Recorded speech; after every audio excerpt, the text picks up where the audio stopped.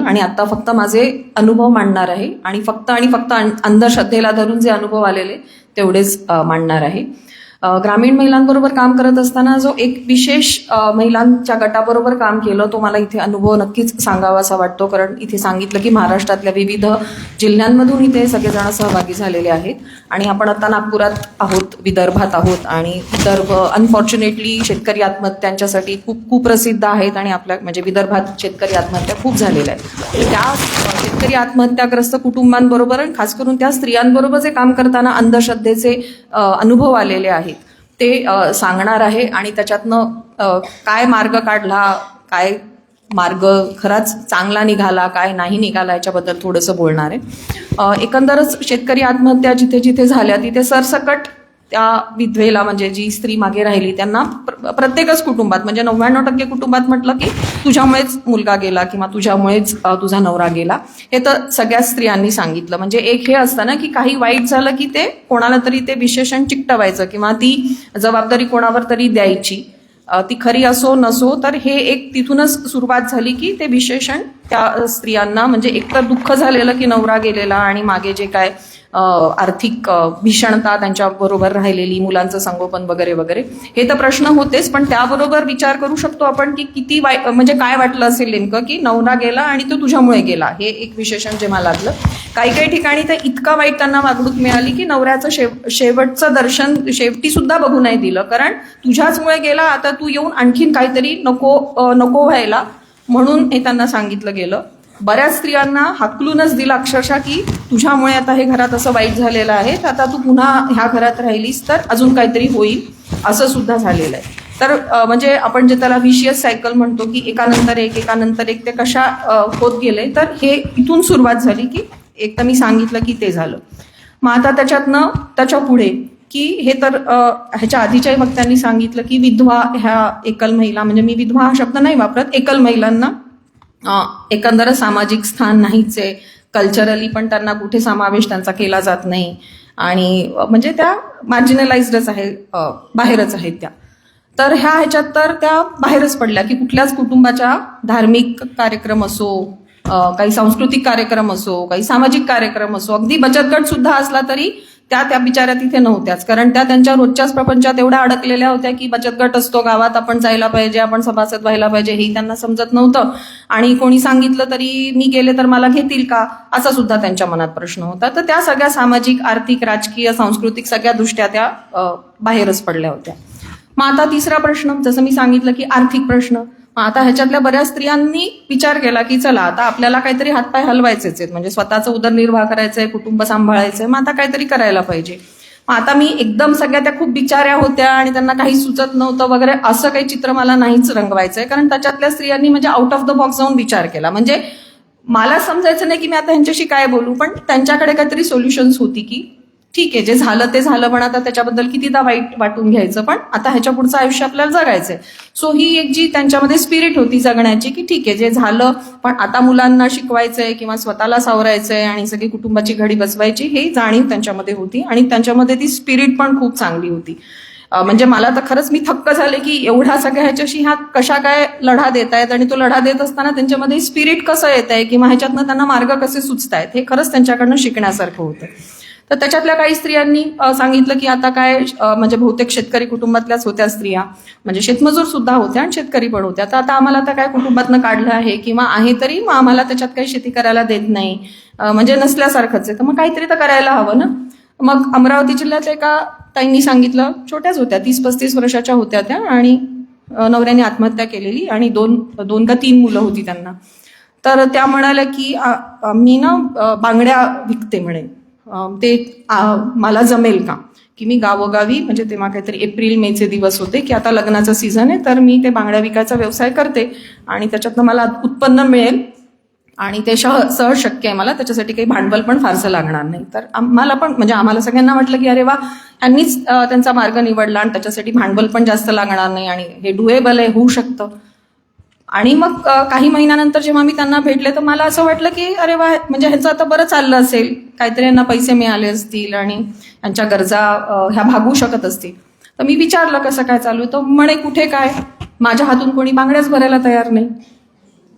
म्हणजे विधवेच्या हातून बांगड्या कशा भरायच्या, आणि खास करून म्हणजे त्यांनी जो इमॅजिन केलं होतं की लग्नाचा सीझन आहे तर मी एका लग्नाच्या घरात गेले तर माझा तिथेच बराच व्यवसाय होईल, 1,000-2,000 रुपये काहीतरी मिळतील, तर ते काहीच झालं नाही.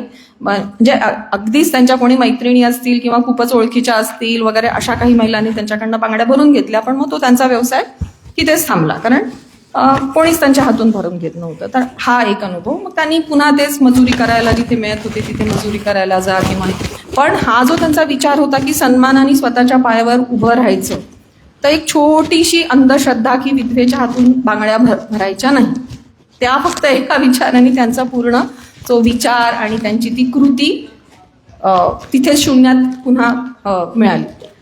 दुसरा अनुभव अकोला जिल्ह्यातला आहे. तिथे पण अशाच तरुण विधवा एकल होत्या आणि त्यांच्या पण नवऱ्याने आत्महत्या केली होती. त्यांना तर राहायला घरही नव्हतं, 2 छोटी छोटी मुलं होती आणि त्या भटक्या विमुक्त जमातीतल्या होत्या आणि शिक्षण थोडंफार झालं होतं आणि नवरा असताना सुद्धा त्या घरी पार्लर चालवायच्या. असं छोटं मोठं अगदी छोटंसं गाव आणि त्याच्यात तुम्ही इमॅजिन करू शकता की पार्लर म्हणजे काय असेल ते करायच्या त्या थोडंफार. मग पुन्हा तोच प्रश्न की आता नवरा गेला, 1-1.5 एकर शेती आहे, त्याच्यातनं कसं होणार, तिथे पण जाऊ देत नाही, उदरनिर्वाह होत नाही. मग त्यांनी म्हटलं की चला आता मी हे पार्लरचं काम वाढवते, पार्लर बरोबर मी मेहंदी पण लावते. पुन्हा हेच जे बांगड्या भरण्याचं होतं तेच त्यांनाही तो मेहंदी लावण्याचा तोच अनुभव आला की पुन्हा तेच की विधवेच्या हातून मेहंदी लावायची नाही. मग त्या पुन्हा ग्राउंड झिरोवर आल्या की तेही त्यांचा जो त्यांनी एक मार्ग शोधला होता तो त्यांना काही पुढे नेता आला नाही. तर अशी छोटी छोटी उदाहरणं असंख्य ह्या स्त्रियांच्या जीवनात बघायला मिळाली की जिथे केवळ आणि केवळ अंधश्रद्धेमुळे त्यांनी जर एक काहीतरी मार्ग निवडला होता, काहीतरी कृती करायची ठरवली, ती कृती केली सुद्धा होती, पण अशा पद्धतीने त्यांची त्या कृतीला हाणून पाडण्यात आलं आणि त्या पुन्हा जिथे होत्या तिथेच होत्या. आता हे सगळं करत असताना फक्त आणि फक्त स्त्रियाच अंधश्रद्धा होत्या असं नाही, अख्खं कुटुंबच अशा पद्धतीने अंधश्रद्धाग्रस्त होतं. स्त्रिया हे थोड्या जास्त प्रमाणात दिसून आल्या. म्हणजे आपण असं म्हणतो की असेही कुटुंब होते की जिथे त्या स्त्रियांना मदत त्याच कुटुंबातल्या स्त्रियांनी केली. मग कधी ती सासू होती, कधी बहीण होती, कधी ती जाऊ होती, कधी नणंद होती, अशांनी पण मदत केली आणि त्या अंधश्रद्धा खोडून पण काही कुटुंबातनं काढल्या. पण ती उदाहरणं फार कमी आहेत, नकारात्मक उदाहरणं जास्त आहे. तर हे आधी जे वाक्य आलं ते स्त्रियांकडनंच आलं, म्हणजे खास करून सासूकडनं आलं की ह्या सुनेनी माझा मुलगा खाल्ला, तर हे स्त्रियांकडनं आलं. मग थोडा त्या स्त्रियांच्या बाजूनी पण विचार केला की म्हणजे ज्या बाईने आपला मुलगा गमावला, म्हणजे दुःख त्यांनाही झालं होतं ज्या बाईने आपला मुलगा गमावला किंवा ज्या वडिलांनी आपला मुलगा गमावला, ज्यांनी भाऊ गमावला, ज्या बहिणींनी भाऊ गमावला किंवा ज्या बाईनी आपला नवरा गमावला, त्या सगळ्यांना दुःख सारखंच झालं होतं. म्हणजे सगळे त्याच दुःखात कमी जास्त प्रमाणात होरपळले होते आणि त्याचा इम्पॅक्ट जो होता तो वेगवेगळ्या पद्धतीने झाला होता. मग हे असं करताना असं का की एकावरच ते सगळी जबाबदारी का चिकटवण्यात आली, का तिला म्हटलं गेलं की नाही ह्या सगळ्याची जबाबदार तूच आहे, आता तू बाहेर पड. तर मग ह्याच्यातनं ती स्वतःच्यासाठी कुठेतरी सिक्युरिटी शोधणं की जे होऊन तर गेलेलं आहे, पण आता जे होऊन गेलेलं आहे ते अधिक अजून व्हायला नको, म्हणून मग कोणाला तरी जे आहे त्याच्यातनं कोणाला तरी बाहेर काढणं. मग कोणाला बाहेर काढायचं की जो सगळ्यात जास्त व्हल्नरेबल आहे, जो सगळ्यात कमजोर आहे, त्याला मग बाहेर काढणं. मग ती कोण, तर ती ही बाई. मग तिला बाहेर आणि मग स्वाभाविक तिच्याबरोबर तिची मुलं पण बाहेर पडणार त्या कुटुंबाच्या. म्हणजे जी काय थोडी शेती आहे किंवा उत्पन्न आहे किंवा जे काय आहे ते जे उरलेले लोक आहेत त्यांच्यापर्यंत ते राहील. तर हे सगळं समजून घेताना हा आर्थिक भाग, सामाजिक भाग पण खूप समजून घ्यायला पाहिजे. म्हणजे सरसकटप्रमाणे ते खूपच अंधश्रद्धा आहे, ते अगदी अंधश्रद्धेच्या हे करून ते असं करतात, हे जरी आपल्याला दिसत असलेलं सत्य असलं तरी ते असं का वागतायत, आपण त्यांच्याशी तेवढा वेळ देऊन बोललो का की तुम्ही असं का वागता, ताई तुम्हालाही तेवढंच दुःख झालंय जेवढं तुमच्या सुनेला झालंय, तुम्हालाही तेवढाच त्रास होतोय जेवढा तिला होतोय, मग तुम्ही सारख्याच ह्याच्यात आहात, मग तुम्ही ह्या वेळेला एकमेकींची मदत करायला पाहिजे, एकमेकींच्या सोबत राहायला पाहिजे की कोणाला तरी दूर लोटलं पाहिजे. असा जेव्हा संवाद केला तेव्हा त्यांना सुद्धा कळलं की हो, तिलाही तेवढंच दुःख झालेलं आहे जेवढं मला झालेलं आहे किंवा इतर कुटुंबाच्या सदस्यांना झालेलं आहे. तर ते बोलतं करणं आणि त्याच्यातनं स्वतःची उत्तरं शोधायला लावणं हे नक्कीच आम्हाला करता आलं. अर्थात सगळ्या कुटुंबांमध्ये नाही झालं, पण बहुतांशी कुटुंबांमध्ये हे झालं. आता आपण मानसिक आरोग्याबद्दल पण बोललो, तर आम्ही पण मानसिक आरोग्यावर मग हे सगळं करत असताना लक्षात आलं की हो बाबा, हे मानसिक आरोग्याबद्दल पण बोलणं फारच गरजेचं आहे. मग जसं शुभदाताईंनी सांगितलं तसं तीच कथा की अमरावती जिल्ह्यात सुद्धा ते राष्ट्रीय मानसिक आरोग्य कार्यक्रमात तो जिल्हा असून सुद्धा त्या जिल्ह्यात सुद्धा एक सायकायट्रिस्ट आणि एक सोशल वर्कर असेच होते आणि ते इरविन हॉस्पिटल अमरावती जिल्हा रुग्णालयात बसायचे आणि ते काय कुठे फारसे जायचे नाही. कारण हेच की आम्ही गेलो तर आम्हाला काही प्रतिसाद मिळत नाही, कोणी येत नाही, रुग्ण मेंटल हेल्थ ओपीडी मध्ये कोणी येत नाही, तर आम्ही कशाला जायचं, मग ते कुठे जाणार, तर ते जेल व्हिजिट करायचे, म्हणजे असं काहीतरी करून ते 12-13 तालुके होते, तिथे काही त्यांची व्हिजिट व्हायची नाही. मग जेव्हा आम्ही मानसिक आरोग्याचा प्रकल्प राबवला तेव्हा मग आम्ही आधी तर जनजागृती करणं आणि आधी अर्थात आम्ही ह्याच कुटुंबांबरोबर काम करत होतो की जिथे ऑलरेडी अशा अडचणी होत्या. मग त्यांना प्रत्येक PHC जाऊन तिथे ती त्यांची एक गुरुवारी त्यांची ओपीडी घेणं, म्हणजे त्या सायकाट्रिस्टनी तिथे यावं. किमान 3 PHC मध्ये तरी आम्ही त्या ओपीडी सायकॅट्रिक ओपीडी सुरू केल्या आणि त्याला फार चांगला प्रतिसाद मिळाला. जे काही ओपीडीला तर 180 रुग्ण वगैरे आलेले. मग त्याच्यानंतरचा दुसरा टप्पा होता की मेडिसिन्स पाहिजे. म्हणजे ही जी चेन आहे ती फक्त एक, मला हे सांगायचं आहे की ह्या सगळ्या ह्याच्यावर मल्टिपल गोष्टींवर सोबत सोबत काम करावं लागतं. म्हणजे आपण असं म्हणू की नाही मी फक्त अंधश्रद्धाच फोकस करते तरी होणार नाही, किंवा मी फक्त मेंटल हेल्थ फोकस करते तरी होणार नाही, किंवा मी फक्त लाईव्हलीहूड फोकस करते तरी होणार नाही. त्या सगळ्या बरोबर सोबतच काम करावं लागतं, तेव्हा कुठेतरी थोडं यश दिसतं. तर मग हे जेव्हा ह्या सगळ्या ह्याच्यातनं अंधश्रद्धा आणि मग हे सगळे मानसिक आजार आणि ह्या स्त्रियांना बऱ्यापैकी मग त्या अंधश्रद्धेला त्यांच्या ढाली पण त्यांनी बनवल्या. म्हणजे दोघींनी पण, म्हणजे ज्या बाईचा नवरा गेला त्यांनी सुद्धा तो म्हणजे काय प्रतिकार करण्यासाठी सुद्धा ह्या अशा ढाली बनवल्या की मग सासूबद्दल अपप्रचार करणं की ती काहीतरी करणी करते, किंवा नणंद माझी अशीच आहे तिच्यामुळे असं झालेलं आहे वगैरे वगैरे, असा त्यांनी म्हणजे एकमेकींनी त्याचा ढाल केला. आणि मग असा अनुभव आला की त्याचा ते एक्सक्यूज म्हणून पण वापर खूप मोठ्या प्रमाणात झाला. तर जिथे एक आता काही कुटुंबांबरोबर किंवा काही व्यक्तींबरोबर जेव्हा ही ढाल बनायची सुरुवात होते तेव्हा काम केलं आपण तर ती ढाल आपण थोडीशी मोडू शकतो किंवा ती थोडी बाजूला ठेवू शकतो. पण सगळ्यांनी अशा ज्या ढाली बनवल्या तेव्हा त्या ढालींची जी अभेद्य भिंत बनते ती भिंत मात्र मोडणं फार कठीण असतं.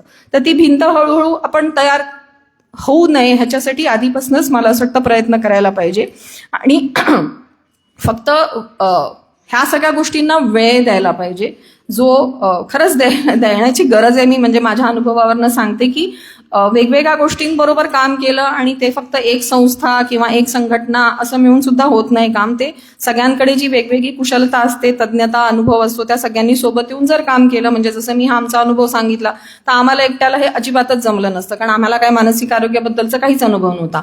म्हणून मानसिक आरोग्यातले तज्ज्ञ, सरकार, इतर संस्था, संघटना, गावातले लोक, सरपंच सगळ्यांना सोबत घेऊन काम करावं लागलं. तेव्हा कुठेतरी थोडंफार त्याच्यातलं यश मिळालं. आणि काही गावांमध्ये तर मुस्लिम समुदायातल्या महिला पहिल्यांदा त्या ओपीडी मध्ये आल्या. म्हणजे त्यांना तर आम्ही त्यांचा चेहरा सुद्धा पाहिला नव्हता, त्याच्यामुळे ह्यांना नेमका त्रास काय, ह्या बोलू शकतात का, काय आहे का, हे सुद्धा कळायचं मार्ग नव्हतं. पण आज मग आता त्या अनेक वर्ष गेले, 10 वर्ष ते औषधं घेत आहेत किंवा ऍटलिस्ट बोलू शकतायत किंवा त्या कुठेतरी सांगू शकतायत की मला काय होतं आहे. तर ते आजही एक चांदूर बाजार म्हणून अमरावती जिल्ह्यातला एक तालुका आहे, तिथे ती ओपीडी आजही चालू आहे, मेंटल हेल्थ ओपीडी.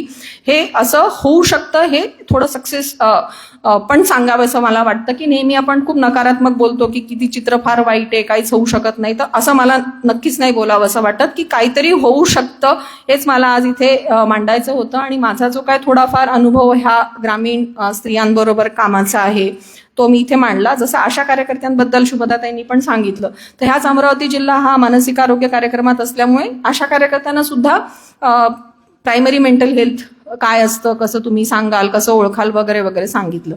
तर त्या आशा कार्यकर्ता म्हणे की आमच्याकडे आधीच एवढं सारं काम आहे, तुम्ही अजून आमच्यावर एक लेअर करता, मग आम्ही असं करू, आम्ही नील भरू की असं दिसलं का नाही, असं कोणी सुसाईड अटेम्प्ट केला का नाही.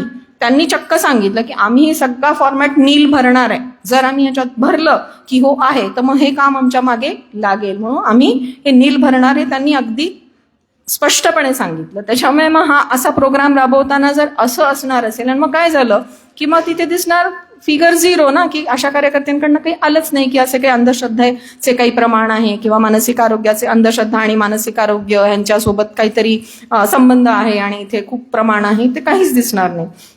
तर मग हे पण आपल्याला तो स्कोप तिथे तयार करायला पाहिजे की असं असेल तर मग काय करायचं. तर ही उत्तरं आपल्याला अशी शोधत जावी लागणार, वेळ द्यावा लागणार आणि ज्या गोष्टी झाल्या, होऊ शकतात, त्या आणखीन अधिक चांगल्या कशा करता येतील, त्याच्यामध्ये आणखीन लोकांना कसं जोडून घेता येईल, हे आपल्याला नेहमी बघत राहावं लागणार. मी इथेच थांबते आणि मला इथे बोलण्याची संधी दिली याच्यासाठी आयोजकांचे आभार.